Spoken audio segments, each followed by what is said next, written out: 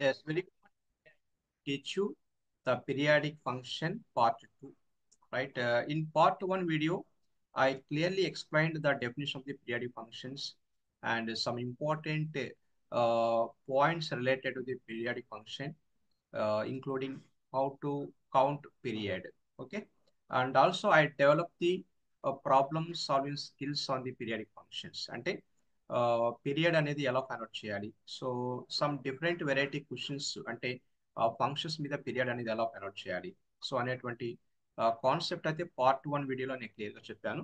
So right, so అక్కడ miss అయినటువంటి కొన్ని పాయింట్స్ నేను ఈ వీడియోలో క్లియర్గా ఎక్స్ప్లెయిన్ చేస్తున్నాను. అంటే what is the purpose to study about the periodic function, అంటే పీరియాడిక్ ఫంక్షన్ అనేది మన రియల్ లైఫ్లో అంటే మనం ఎస్ టెక్నికల్ దాంట్లో మనం ఎలా అప్లై చేస్తున్నాము, సో అనేటువంటి ఒక చిన్న పాయింట్. అలాగే సో డైరెక్ట్గా ప్రాబ్లం అనేది నేను డైరెక్ట్గా చెప్పకుండా సో మళ్ళీ నేను రీకాల్ చేస్తున్నాను what is the periodic function with simple diagram. So simple diagram నుంచి మనం పీరియాడిక్ ఫంక్షన్ ఎలా మనం అండర్స్టాండ్ చేసుకోవచ్చు, అంటే పీరియడ్ అనేటువంటి వాల్యూ మనం ఎలా కన్వర్ట్ చేసుకోవచ్చు అనేటువంటిది. Right, without any delay. Right, కొంచెం నా రిక్వెస్ట్ ఏంటంటే కొంచెం మీరు వీడియో చూడడానికి ట్రై చేయండి. మీరు ఎస్ 1 or 2 వీడియోస్ మీరు క్లియర్గా మీరు చూస్తే మీకు అప్రోచింగ్ అనేది తెలుస్తుంది. అంటే కాన్సెప్ట్ మనం ఎలా థింక్ చేయాలి, ఎలా అప్రోచ్ అవ్వాలి, రైట్, ప్రాబ్లమ్స్ను మనం ఎలా క్రాక్ చేయాలి, రైట్ అనేటువంటి లాజిక్స్ అయితే డెఫినెట్గా మీరు డెవలప్ చేసుకుంటారు. సో డెఫినెట్గా రైట్. సో నేను జస్ట్ ప్రీవియస్ వీడియోకు కంటిన్యూషన్ కాబట్టి నేను జస్ట్ రీకాల్ చేస్తున్నాను ఇక్కడ. So recall as F of X is periodic function with period t, with period t. T అంటే కాన్స్టెంట్ అనమాట. T is equal to some constant. ఇక్కడ మీకు ఒక్కోసారి టీ ప్లేస్ లో పి అని కూడా నోట్ చేసుకోవచ్చు. రైట్, పి పి అంటే periodic function, period. Right, t కానీ పి కానీ whatever it is, nothing to worry. So if f of x plus t is equal f of x అనమాట. So ఇక్కడ ఉండేటువంటి tea, ఆ టీని మనం పీరియడ్ గా మనం నోట్ చేసుకుంటాం. అంటే ఎక్స్ అనేటువంటి వేరియబుల్ ప్లేస్ లో ఎక్స్ ప్లస్ టీ ఉన్నా కానీ ఆ ఫంక్షన్ అనేది చేంజ్ కాదు అని అర్థం. So okay, so that point I clearly explained in video 1.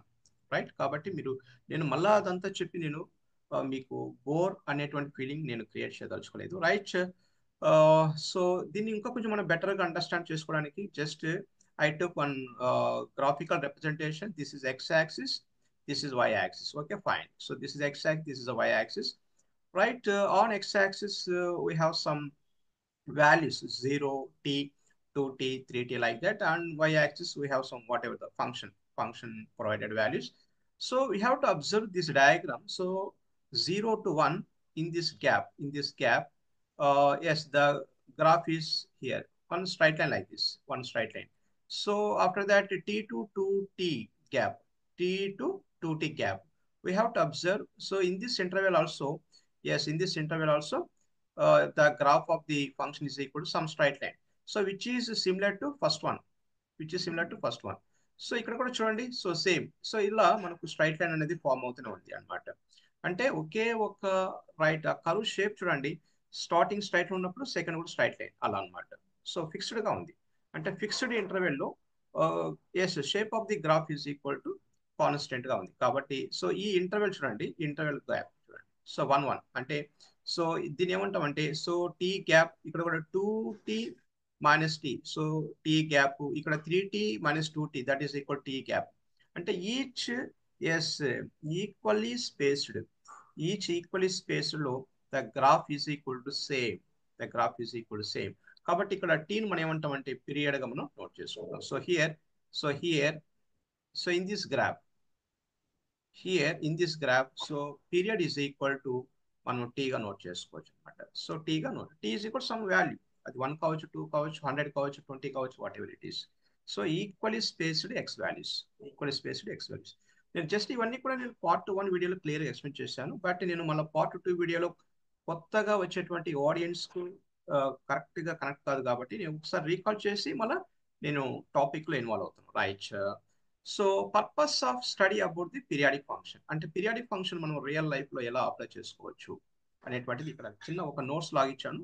So we should be observe this point. Yes, it is used to model phenomena that exhibit cyclic behavior. So cyclic behavior is such as growth patterns in plants and animals, radio waves, and so planetary motion, planetary function. అంటే not only this one. So ఇలాంటి number of applications అనేది మనం periodic function సంబంధించినటువంటి applications మనం తీసుకుంటాం. అంటే ఏంటంటే ఒక్కొక్క పీరియడ్ లో దాని యొక్క ఫంక్షన్ యొక్క నేచర్ ఎలా ఉంది, what is the behaviour. So అది ఇక్కడ క్లియర్ గా చెప్తాను. ఇక్కడ చూడండి. సో ఇక్కడ ఈ ఇంటర్వెల్ లో what is the behaviour of the function, straight line. What is the behaviour of the function, straight line, అలా అనమాట. So right. సో ఇలాంటి ఇన్ఫర్మేషన్ మనం తెలుసుకుంటే, సో దీనికి ఎక్స్టెన్షన్ గా ఉండేటువంటి నెక్స్ట్ లెవెల్ ఆఫ్ ప్రాబ్లమ్స్ మనం ఈ హెల్ప్ తో మనం సో అక్కడ మనం ఈజీగా ఫైండ్ అవుట్ చేసుకోవచ్చు అనమాట. అంటే సో ఇదే ఫైనల్ అని చెప్పట్లేదు. అంటే this is one type of helping tool to us develop the next level of questions అనమాట. నెక్స్ట్ లెవెల్ ఆఫ్ క్వశ్చన్స్ మనం ఫ్రేమ్ చేసుకోవడానికి ఇలాంటి ఇన్ఫర్మేషన్ మనం బేస్ మీద with help of this information we will develop next level of questions అన్నమాట. Right. So కాబట్టి ఇక్కడ very అదే సో క్లియర్ గా చెప్తున్నాను ఇక్కడ. So it is used to model phenomena that exhibit cyclic behaviour. ఇక్కడ సో సైక్లిక్ బిహేవియర్ కదండి. So 0 to t, right. So t to 2t ఒక సైక్లిక్ అన్నమాట, ఒక స్పెసిఫిక్ ఇంటర్వెల్, రైట్. సో దాన్ని ఏమంటాం, cyclic behaviour such as growth patterns in plants and animals. So plants animals growth pattern మనం ఈజీగా identify చేసుకోవచ్చు. అలాగే రేడియో వేవ్స్ సంబంధించినటువంటి అనలైజింగ్ రిలేటెడ్ గా ఉండేటువంటి ప్రాబ్లమ్స్ మనం సాల్వ్ చేసుకోవచ్చు. అలాగే సో ప్లానెటరీ మోషన్ సో దీనికి రిలేటెడ్ గా ఉండేటువంటి ప్రాబ్లమ్స్ మనం ఈజీగా సాల్వ్. ఇవన్నీ కూడా applications of the periodic functions మనం క్లియర్ గా మనం డిస్కస్ చేసుకోవచ్చు అనమాట. So this is a small yes topic ఇది. Okay. So advance level of problems అనేది చాలా చాలా వెరైటీ ఉన్నాయి. Right. Okay. Right. Right.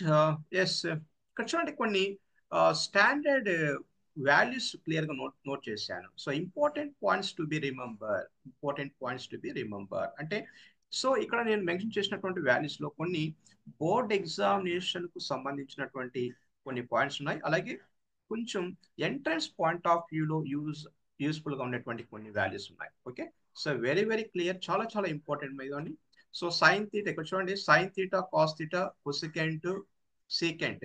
So ఇలాంటి 4 వాల్యూస్ ఉన్నప్పుడు సో దీనికి రిలేటెడ్ గా ఉండేటువంటి పీరియడ్ వచ్చేసి దట్ ఈస్ ఈక్వల్ టు పై.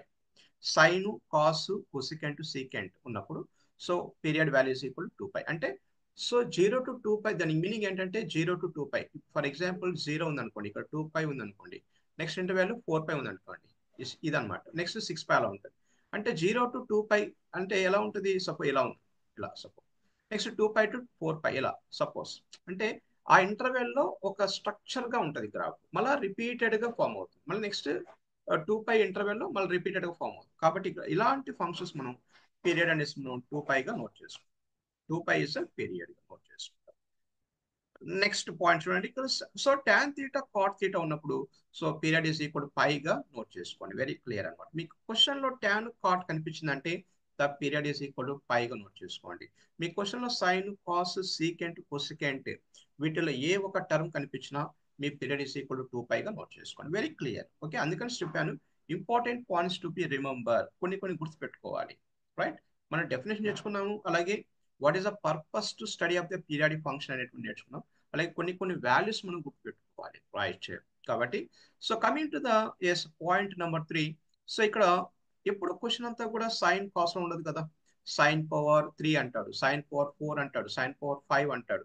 అలాంటి ఫంక్షన్స్ కూడా మనం ఒక్కోసారి మన పీరియడ్ నోట్ చేయాల్సి వస్తుంది. కాబట్టి so sine power N theta, cos power N theta, cosecant power N theta, secant power N theta, ఇక్కడ పవర్ ఎన్ ఉన్నప్పుడు so you should be observe very careful అనమాట. సో పవర్ ఎన్, ఇక్కడ power N. So this is important. Power N ఉన్నటువంటి functions అన్ని చూడండి ఒకసారి. Sine power N theta, cos power N theta, cosecant power N theta, secant power N theta, ఇలాంటి terms ఉన్నప్పుడు so period అనేది 2 cases గా form అవుతుంది. 2 సిచ్యువేషన్స్ గా నోట్ చేసుకుంటాం. ఎలా అంటే ఇక్కడ ఎన్ అనేది సపోజ్ ఇక్కడ ఎన్ అనేది ఈవెన్ కావచ్చు, ఆడ్ కావచ్చు. అంటే ఈవెన్ నంబర్ కావచ్చు, ఇక్కడ ఆడ్ నంబర్ కావచ్చు. సో 2 కేసెస్ అనమాట. ఎన్ అంటే ఏంటి, ఇక్కడ సమ్ న్యాచురల్ నెంబర్ అంటే కదా. సో అది ఎన్ ప్లస్ లో 2 ఉండొచ్చు, లేదంటే ఎన్ ప్లస్ లో 3 ఉండొచ్చు. ఎన్ అనేది ఈవెన్ నెంబర్, 3 అనేది odd number.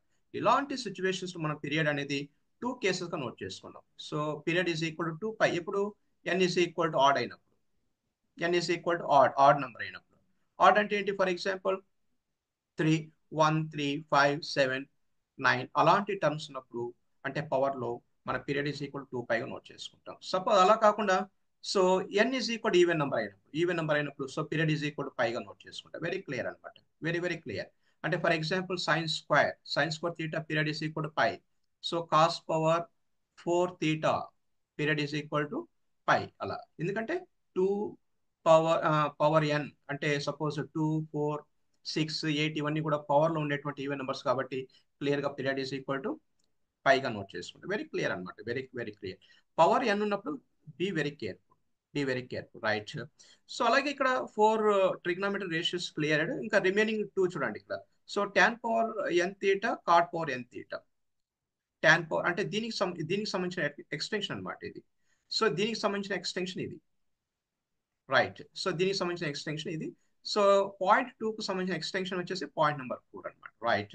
So tan power 4 θ cot power 4 θ ఉన్నప్పుడు so period is equal to పైగా క్లియర్ గా పైగా నోట్ చేసుకోండి. ఇక్కడ n అనేటువంటిది పెద్ద ఎఫెక్ట్ కాదు. అంటే whether it is even number or odd number whatever it is, whether it is even number odd number అంటే n ప్లస్ మనకు ఈవెన్ నెంబర్ ఉన్నా ఆడ్ నెంబర్ ఉన్నా కానీ సో మనకు ట్యాన్ సంబంధించిన లేదంటే కాట్ కు సంబంధించిన వాల్యూస్ అన్ని కూడా సో దానికి సంబంధించిన పీరియడ్ అంతా కూడా పైగా నోట్ చేసుకోండి. For example tan power 3 θ pi. So cot power 10 θ period is equal to pi అలా అనమాట రైట్. కాబట్టి ఇక్కడ tan కాట్ విషయంలో n అనేటువంటిది doesn't effect on period counting right.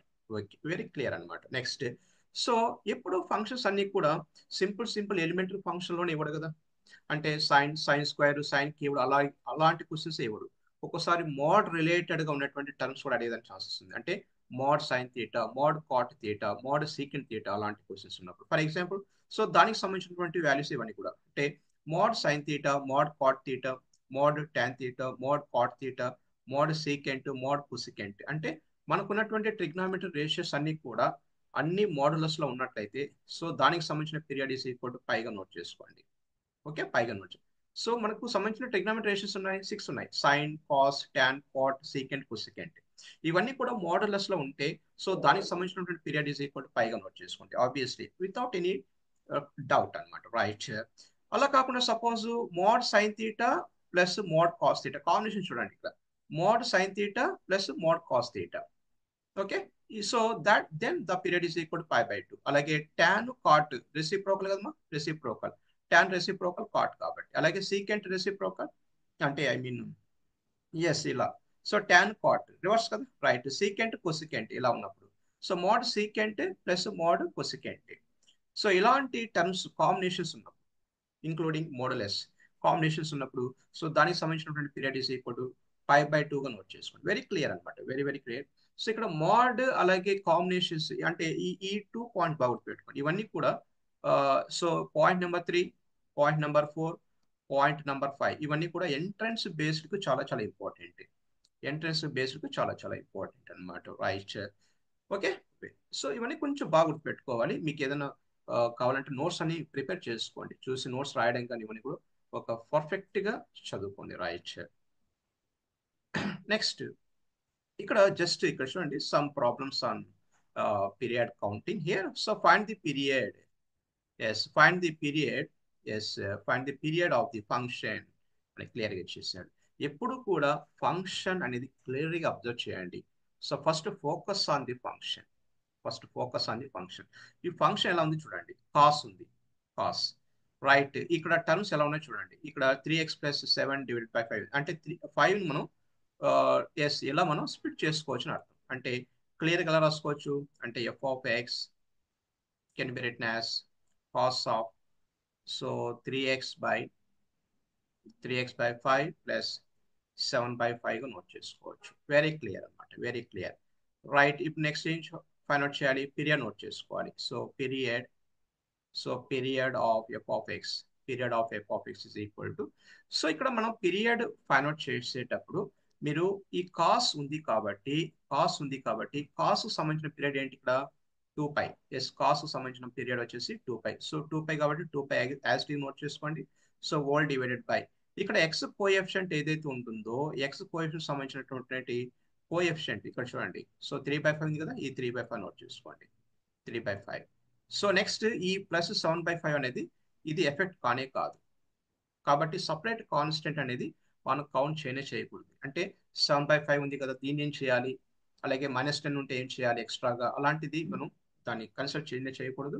X coefficient function, ఏ ఫంక్షన్ ఉంది, ఎక్స్ కోఎఫిషియంట్ ఏముంది, సో దట్ ఈస్ ఇంపార్టెంట్ అనమాట. So this is equal to so 2π into so 5 divided by 3 గా రాసుకోవచ్చు. Very clear. This is equal to so 2 into 5 that is equal to 10π. So 10π upon 3. So this is your answer.